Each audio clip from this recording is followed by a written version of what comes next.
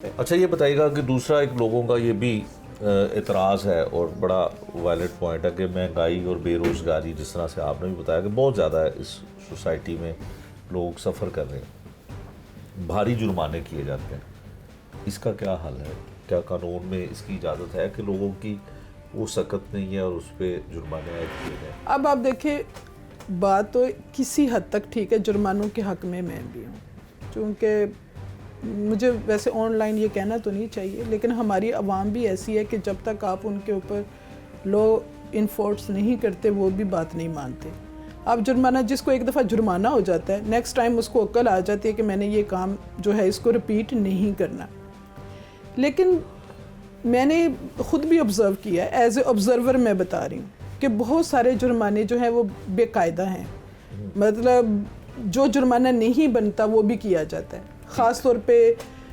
جو لوگ اوبر، کریم، ینگو وغیرہ چلا رہے ہیں، تو پہلے وہ دہاڑی دار لوگ ہیں، اور دوسرا پولیس پھر ان کو تنگ کر کے ان سے بے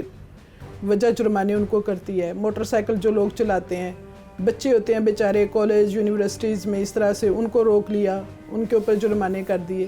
تو یہ ذرا تھوڑا سا جو معیار ہے اور جو انصاف ہے، انصاف ہر جگہ پہ ضروری ہے،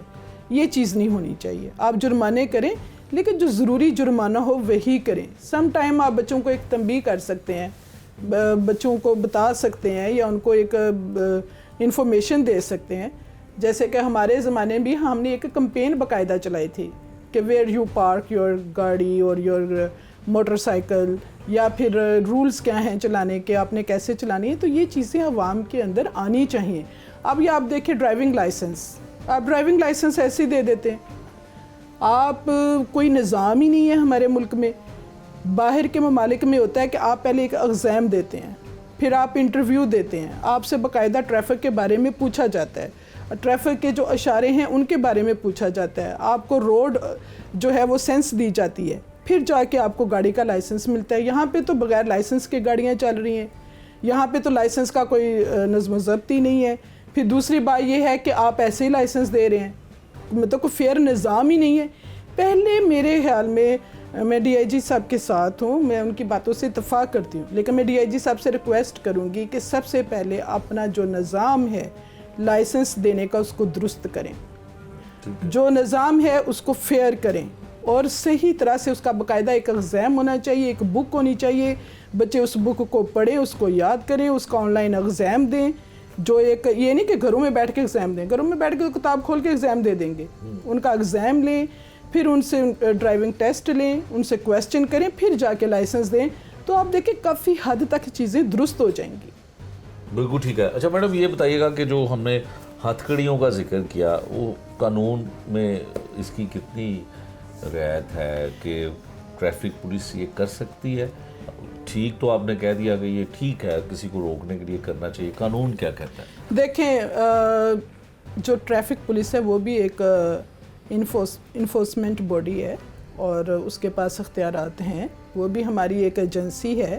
بالکل ان کو اختیار حاصل ہے کہ اگر انہوں نے کوئی قانون بنایا ہے اور کوئی اس کی قانون کی خلاف ورزی کر رہا ہے تو وہ اس کو امپلیمنٹ کروانے کے لیے کر سکتے ہیں، ہتھ کڑی لگا سکتے ہیں، لیکن ڈپینڈ کرتا ہے کہ کیا جس قوانین کے تحت وہ ہتھ کڑی لگا رہے ہیں وہ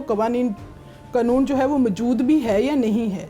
اگر ایک قانون بنا ہی نہیں یا بنایا ہی نہیں گیا ٹریفک رولز کے بارے میں، اور اس کی کوئی